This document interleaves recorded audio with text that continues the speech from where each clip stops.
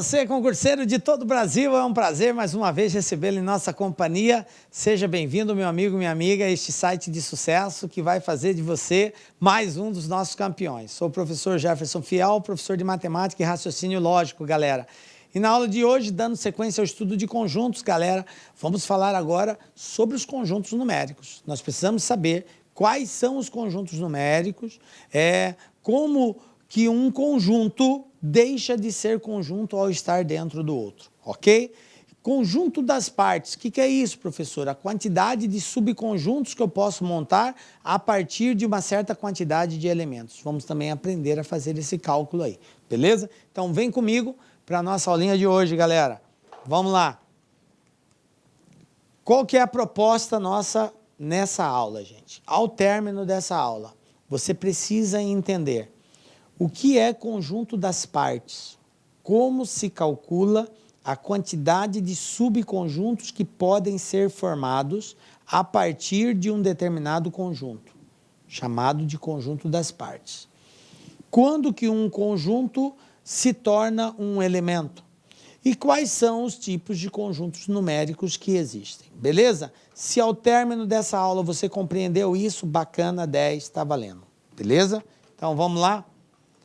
Começando aí por conjuntos comparáveis. O que é isso, gente? É que tudo isso que nós vamos falar agora, ela só pode ser aplicado entre conjuntos comparáveis. Quando que um conjunto é comparável a outro conjunto? Quando existe uma relação de inclusão. Se um está incluso o outro, ou se um contém o outro. É uma relação de inclusão, beleza? Quando A é comparável com B, é porque existe uma relação entre os elementos de A e B de inclusão, beleza? Exemplo, eu tenho aqui um conjunto A, 1, 2, 3, 4, 5, tem um conjunto B, 2 e 4. Observem que, se eu fizer a união de A com B e a união de B com A, eu tenho a mesma resposta, porque são conjuntos comparáveis, um está dentro do outro. Tranquilo? Bom, igualdade de conjuntos. Quando que um conjunto, professor, é igual a outro conjunto? A palavra igualdade implica em duas coisas a serem analisadas. Primeiro, a quantidade de elementos. Segundo, os elementos. Então, um conjunto é igual ao outro quando apresenta a mesma quantidade e os mesmos elementos, beleza? Aí eu tenho uma igualdade. Exemplo. Eu tenho aqui a seguinte situação. Eu tenho uma expressão que representa o conjunto A e outra expressão que representa o conjunto B. O resultado disso daqui, ó, x² igual a 9, é menos 3 e mais 3. O resultado desse produto aqui, ó, igual a 0, também é menos 3 e mais 3. Então, observem que tanto A quanto B tem o mesmo elemento que constitui o seu conjunto verdade. Portanto, A é igual a B. Poderia criar uma outra situação assim, um conjunto A, 3, 4 e 5. Um conjunto B, 4, 3 e 5. Professor, os elementos não precisam aparecer na mesma ordem? Não, gente, não precisa, eles só precisam estar aqui dentro. Só precisam estar aqui dentro. Então, 3, 4 e 5, 3 elementos e são os mesmos elementos. A ordem que eles aparecem não importa, ok? Você não precisa preocupar com isso. Beleza. Essa mesma representação eu poderia adotar assim, ó. Simbolicamente, A é igual a B se e somente se A estiver dentro de B e B estiver dentro de A, ok? Se todos os elementos de A estiverem dentro de B e todos os elementos de B estiverem dentro de A, eles são iguais. Tranquilo. Conjunto disjunto. Já ouviu essa palavra? Não, professor, nunca ouvi. Então, preste atenção. O que quer dizer conjunto disjunto? Um conjunto é disjunto de outro quando eles não têm elementos em comum. Quando os elementos de um não são elementos de outro. Todos os elementos que têm em A, nenhum deles aparece em B. Então, eu digo que eles são disjuntos, não possuem elementos em comum, ok? Quando não tem elementos comuns. Vamos ver exemplo? Essa aqui é uma representação gráfica. Quem são os elementos de A? 1, 3, 5, 7, 9. Quem são os elementos de B? 2, 4, 6 e 8. Então, são disjuntos? São. Os elementos de A é só de A, de B é só de B. Não tem elementos comuns. Beleza? Conjunto de conjunto. Isso aqui é interessante porque às vezes buga a cabeça do aluno. Lembram das relações de pertinência que eu falei para vocês? O símbolo de pertence, não pertence, só pode ser usado quando eu comparo um elemento com um conjunto? Sim. Mas, professor, tem situação em que o conjunto deixa de ser conjunto e é um elemento? Sim. Que situação é essa, professor? Quando eu tenho um conjunto dentro de outro. Olha só. Veja bem. Vocês lembram que na nossa primeira aula de conjunto, nós definimos que um conjunto ele tem que ser envolvido por chaves, parênteses ou colchetes? Então, esse A, só desse jeito, ele é elemento. Mas se eu coloco uma chaves envolvendo ele, ele passa a ser um conjunto unitário. Ah, beleza, ele é um conjunto unitário. Mas observe que esse conjunto unitário está dentro de um outro conjunto que eu chamei de F. Então, nesse caso, esse cara aqui passa a ser um elemento do conjunto. Tá ligado aí, gente? Ó, em que situação um conjunto passa a ser elemento de outro conjunto?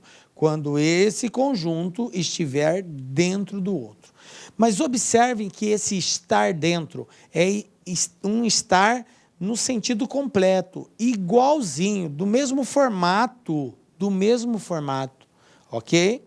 Não pode ter nada diferenciando um do outro. Olha o A aqui. Então, isso aqui é um elemento do conjunto F. Ah, professor, mas isso aqui é um conjunto. É ou não é? É um conjunto. Só que, nesse caso, ele passa a ser um elemento do conjunto F. Então, eu posso usar os símbolos de pertence ou não pertence, eu posso dizer que esse conjunto A pertence ao conjunto F. É válido usar isso, professor? Sim, nesse caso é válido. Por quê? Porque esse cara aqui, da forma como ele aparece lá, ele é um elemento desse conjunto. Ele é um elemento do conjunto F. Então, eu posso, se é elemento com conjunto, eu posso usar o símbolo de pertence ou não pertence. Tranquilo? Nesse caso é válido. Tome cuidado, porque se aparece tipo assim, ó, A está contido em F, olha só, A primeiro não pode estar contido. Por quê? Porque A, do jeito que está escrito aqui, é conjunto. Então, é elemento. Se é elemento, teria que ser pertence ou não pertence. Então, já está falso. Mas se eu coloco que A pertence a F, isso aqui é verdadeiro, professor? Não, não é verdadeiro. Por que não é verdadeiro? Porque eu não tenho o A sozinho aqui, gente. Olha só. O A, ele está envolvido entre chaves. Então, não existe esse elemento desse jeito, escrito nessa forma, aqui dentro. O que existe é o A envolvido por chaves, mas o A sem estar envolvido não existe. Então, isso aqui é falso também, não é válido. Tranquilo? Tá? Ficaram atentos aí? Então, um conjunto pode se tornar elemento de outro conjunto? Pode. Quando? Quando ele estiver dentro. Tranquilo? Então, esse cara é um conjunto de F, então eu digo que ele pertence a F. É correto dizer que B está contido em F? O que vocês acham? Eu posso dizer que esse cara aqui, que é um conjunto, do jeito que ele aparece aqui, é um conjunto, certo? Está envolvido por chaves. Ele está contido em F? Sim ou não? O que vocês acham? Não, está errado, eu não posso dizer isso. Por quê? Porque muito embora esse cara aqui, ele é um conjunto representado dessa forma, Mas como ele está lá dentro, um conjunto dentro de outro conjunto se torna um elemento. Então, guardem isso. Um conjunto dentro de outro conjunto passa a ser um elemento desse conjunto. Se é um elemento, eu não posso usar o símbolo de está contido ou não está contido. Eu tenho que usar o símbolo de pertence ou não pertence. Beleza? Então, por isso aqui está errado. Eu não posso usar esse símbolo. Beleza, né? Bom, vamos falar agora de conjunto das partes. O que é conjunto das partes, gente? O conjunto das partes de um conjunto é denotado por P de A. P de A quer dizer conjunto das partes. O que é isso, professor? Conjunto das partes é todos os conjuntos que podem ser formados a partir dos elementos de um conjunto dado. Então, eu tenho um conjunto A, que tem lá 3, 4, 5 elementos. Todas as combinações que eu puder fazer com esses elementos e criar um subconjunto é chamado de conjunto das partes. Beleza? Então, vamos aprender aqui como que a gente faz isso. Por exemplo, eu tenho um conjunto A, M, N e P. Eu quero fazer os conjuntos, quero formar o conjunto das partes do conjunto A. Então, eu vou pegar os elementos M, N, P e vou formar outros conjuntos. Olha só. M sozinho é um conjunto? É. Eu vou usar os elementos para formar outros conjuntos. Por exemplo, isso aqui é um conjunto unitário, M. A mesma coisa seria o N, né? Posso pegar ele sozinho. Posso pegar o P sozinho. Posso combinar o M com N. Posso combinar o M com P. Posso combinar o N com o P. E posso pegar os três também, correto? Mas depois de todos esses, quem eu posso pegar também? Lembram do conjunto vazio? O que eu falei do conjunto vazio? Ele está presente em todos os conjuntos. Então, não esqueçam que ainda tem o conjunto vazio. Então, observem que esses conjuntos que eu formei são chamados de conjunto das partes do conjunto A. Ou seja, são subconjuntos formados usando os elementos do conjunto A. Beleza? Bom, então está aqui todos os elementos. Tranquilo. O que é importante nós sabermos aqui? Montar os subconjuntos? Não, gente. Nenhuma banca vai pedir para você montar os subconjuntos. O que as bancas geralmente pedem é para você indicar a quantidade de subconjuntos que pode ser formados. Beleza. Então, como que eu descubro isso? Fazendo e contando, professor? Não. Existe uma regra para isso. Existe uma regra. E a regra é a seguinte. Você verifica quantos elementos tem o conjunto, no caso aqui 3, e a gente vai usar a seguinte regrinha. Olha só, ó.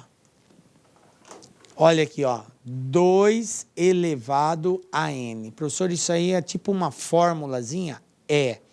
Toda vez que eu quiser encontrar o número de subconjuntos formados ou o número de conjunto das partes, basta eu usar essa regra. 2 elevado a n, onde n é a quantidade de elementos presentes no conjunto. Então, vamos pegar um exemplo aqui. Eu tenho um conjunto B. Ele fala aqui, x tal que x é um número par, tal que x é maior que 5 e menor que 15. Maior que 5, menor que 15, quem são os elementos? Maior que 5, 6, 8, 10, 12, 14. Ou seja, tem os 5 elementos.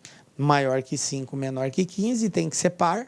Então, eu tenho aqueles elementos. Então, como que seria a quantidade de subconjuntos que eu consigo formar? Vou usar a regra aqui, ó. Então, vai ficar bem assim, ó. Como x está entre 5 e 15, então eu já descobri que os elementos são 6, 8, 10, 12, 14. Portanto, 5 elementos. De acordo com a regra, vai ter 2 elevado a n, 2 elevado a 5. E 2 elevado a 5, gente, é 2 vezes 2 vezes 2, 5 vezes, que vai dar 32. Beleza? Tranquilo, né? Então, já sabemos quando que um conjunto se torna elemento de outro conjunto, o que é o conjunto das partes. E para a gente fechar Isso aqui, vamos recordar os conjuntos numéricos aqui, gente. Veja bem, nós temos, a princípio, 4 conjuntos numéricos e 5 com os números complexos, mas esse é um estudo à parte nosso, ok? Vamos falar dos 4, que é os naturais, inteiros, racionais e irracionais. E ao conjunto de tudo isso, que são os reais, beleza? O que é um número natural? Recordando, todo número inteiro positivo, começando do zero. 0, 1, 2, 3, 4, infinito positivo. Observação, quando apareceu o asterisco, quer dizer que o zero está fora. Então, quem é o conjunto dos números naturais com asterisco? 1, 2, 3, 4, 5, 6, vai embora para o infinito. Só positivo e inteiro, ok? Z, conjunto Z, números inteiros, agora envolve os positivos e os negativos. Então, eu vou tanto para o infinito positivo quanto para o infinito negativo.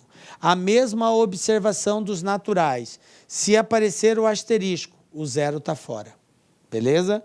Aí vai ser só positivo e negativo, começa do 1 sem o zero, ok? Aqui tem algumas indicações especiais nos inteiros. Eu posso indicar inteiro não negativo com essa simbologia, Z+. Z+ quer dizer inteiro não negativo, então entra só os positivos. Professor, por que não fala direto positivo? Porque matematicamente não é essa a linguagem usada. A usada é não negativo. Quando você quer dizer positivo, você fala não negativo. E quando você quer dizer negativo, você fala não positivo. Sem o zero, então, com o aparecimento do asterisco. Aí, nesse caso, só os negativos. Beleza. Lembrando que tudo que é natural é inteiro. Tudo que é N é Z. O N está dentro do Z. Ok? Racional, gente. O quê? O que é isso aqui? Racional é todo número que pode ser escrito na forma de fração, quando eu pego um dividido pelo outro. Se você pode escrever na forma de fração, ele é racional. Detalhe, gente, todo número inteiro é racional, porque todo número inteiro pode ser escrito na forma de fração. Como assim, professor? Por exemplo, 6. 6 eu posso escrever como sendo 12 sobre 2, ou poderia escrever como sendo 18 sobre 3. Então, observe que eu posso representá-lo na forma de fração. Se pode ser representado na forma de fração, então ele é racional. Beleza. Então, todo inteiro é racional. Além dos inteiros, quem é racional? Decimais finitos. O que é um decimal finito? Número decimal é aquele número expresso por vírgula. Toda vez que tem uma vírgula, eu tenho um número decimal. Esse decimal, ele pode ser finito ou pode ser infinito. Como assim, professor? Finito quando ele tem uma quantidade limitada. Por exemplo, 3,745,2. Parou aqui. Não existe mais número depois do 2. Então, ele é um decimal finito, porque acaba aqui. Ok? Quando que ele é infinito? Quando vem uma reticências indicando que existe mais números para lá. Aí ele é infinito. Então, observe que os decimais finitos são racionais. Beleza. Depois dos decimais finitos, as dízimas periódicas. Professor, o que é uma dízima periódica? Dízima periódica é o nome que nós damos aos decimais infinitos. Lembra que tem o decimal finito e eu tenho o infinito. Então, a dízima periódica é o nome que se dá aos decimais infinitos, que ocorre uma repetição. Dado uma certa frequência, ele começa a repetir. Por exemplo, 2,25, 25, 25, 25, 25, 25. Quem é o próximo? 25, 25, e assim vai. Então, é uma dízima periódica, porque ocorre uma repetição, ok? As dízimas periódicas são racionais, periódicas, ok? Beleza. E os racionais, as raízes exatas, qualquer raiz exata que vai dar um inteiro também. Beleza, detalhe, tudo que é natural é inteiro, tudo que é inteiro é racional. Observe que um está dentro do outro. O N está dentro do Z e o Z está dentro do Q. Ok. Agora, os irracionais. O que é um irracional? É aquele que não se enquadra no racional. Ou seja, são as raízes inexatas ou simplesmente os decimais infinitos. Lembram? Decimais infinitos são as dízimas não periódicas, que são os números decimais infinitos, não tem fim, e não ocorre nenhuma repetição, não tem uma frequência, agora vai repetir o 3, vai repetir o 4, vai repetir... Não tem repetição, eles vêm de forma aleatória. Então, são chamados de decimais infinitos, ou também dízimas não periódicas, tá? Podem ser chamados de dízimas não periódicas, decimais infinitos e não periódicos, beleza? Dízima não periódica. Eu tenho a dízima periódica e eu tenho a dízima não periódica.